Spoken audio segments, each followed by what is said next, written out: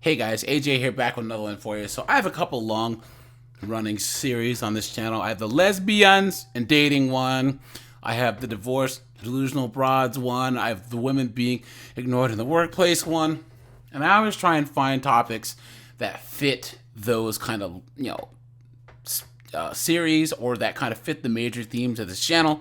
But there are times where I come across things that are so insane, guys, that that they don't fit anywhere other than just being craziness. Okay, you guys, I'm gonna call this series just straight up clown world. Okay, and these are gonna be things that are just so crazy that all you can think in your head is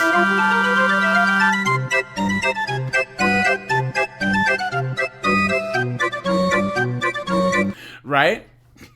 And this is one of those things, guys. Look, after transitioning, my straight guy friends started to hit on me. It made me feel like a piece of meat.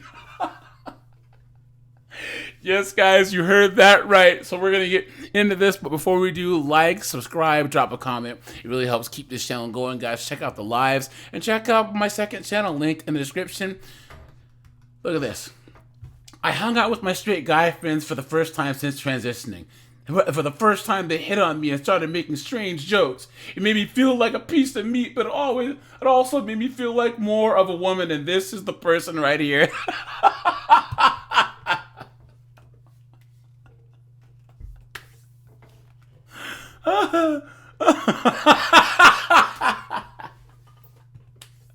Come on, guys. Come on. This person says that they're cis straight male friends that they were friends with before all of a sudden was like, hey baby, come on guys. Stop the cap. Come on, man. That is cap if I've ever heard it. Come on, man. Really? Okay. Earlier this fall, I was sitting around a coffee table with four of my best guy friends. We were preparing for another year of fantasy football and getting ready to draft the players that we might ride out the season with. It had become a yearly tradition. And this was the fifth time that I had a night just like this. This year was different. Instead of being a bearded man with sunken eyes and drinking half my weight in beer, I was a bubbly girl with turquoise eyeshadow matching the Miami Dolphins jersey I was wearing. I had a new name, new clothes, and a new pair of boobies sitting on my chest. As much as I'd say that I was the same person, that would be a lie. Transitioning made me much happier, but I wasn't prepared for how it would affect my friendships, especially with my straight cisgender guy friends. And how much you want to bet this knucklehead was gonna say straight cisgender white friends, right, guys? Come on. And guys, where's the race card at? I'm gonna put this out there. As I've been black for a long time, and it's so funny that knuckleheads always want to still do this whole cis, straight, white, hetero men bad thing and just act like that's the presupposition for all evil. Clown world. Okay? Race card will be put away. Let's keep going. My straight cis guy friends started treating me differently. Of course they did. Why wouldn't they?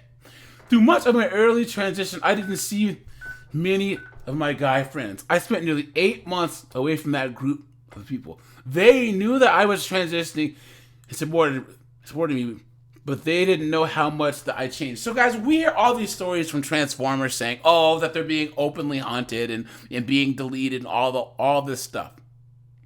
Okay? They're acting like it's a Spanish Inquisition out there. This person here saying even their guy friends was supporting them. They're straight cis blah blah blah guy friends, and they're still trying to find a way to complain. Okay? And this is how the wokes are. They always gotta find something to complain about. Okay, so when fantasy football time came around, I finally saw them again for the first time since coming out. I embraced a bubblier personality, budding breasts, and tighter clothes, and the comments and jokes took a different angle. Instead of talking about things such as gaming, music, and sports, they made observations about my body and how it was changing. Gee, I wonder why. Could it be? This would be the same as, guys, you don't see your friend for like a year. Your guy, a friend of yours who's a guy, and he comes back just jacked. I'm talking like just looking like Ronnie Coleman. You'd be like, whoa! Of course you're gonna comment on their appearance. Guys, my brother left for college. We're twins. I didn't see him for 2 years. He started powerlifting in college. He came back to where we used to live, and he was like 30 pounds heavier than me of muscle. I was like, whoa! You know what I'm saying? Like, anyways, in a subtle but noticeable way, I could see them looking at me differently, scanning my body with their eyes in a way that I had never experienced before. Men who knew I was pre-transition were even making passes at me, talking about how hot I was. Stop the cap. Come on, man. And how men would be interested in me if I wanted it. Stop the cap. Come on, dude. Guys, this is such cap. I told you guys, this is clown world. Clown world. I felt like a piece of meat. I felt gross, but also like a woman in some twisted way. And this is what happens when people, the transformers transition. Transformers transform, and they think that everything's gonna be great because they have their LDHD TV community telling them that it'll be better. Their doctor, their family, only for them to transition and find out You've been had. You've been took. You've been hoodwinked, bamboozled, led astray, run amok. clown world. Early in my transition, men treated me differently. I think it's just because I took up less space. It was harder for me to make my voice heard. Come on, guys. Come on, man. Men I'd never spoken to before started locking their eyes on my chest. Please. I imagined that they were trying to break the barrier between my clothes and my skin. Or maybe they were just gawking because I was visibly trans. Well, which one of those do you think is more probable, guys? Come on. But when I first expressed these thoughts and feelings to a female friend, she responded, "Welcome to womanhood." Guys, there's no way that that's true either. Come on. It wasn't all bad, though. There were small instances when the men around me embraced my womanhood in a way that made them want to protect me.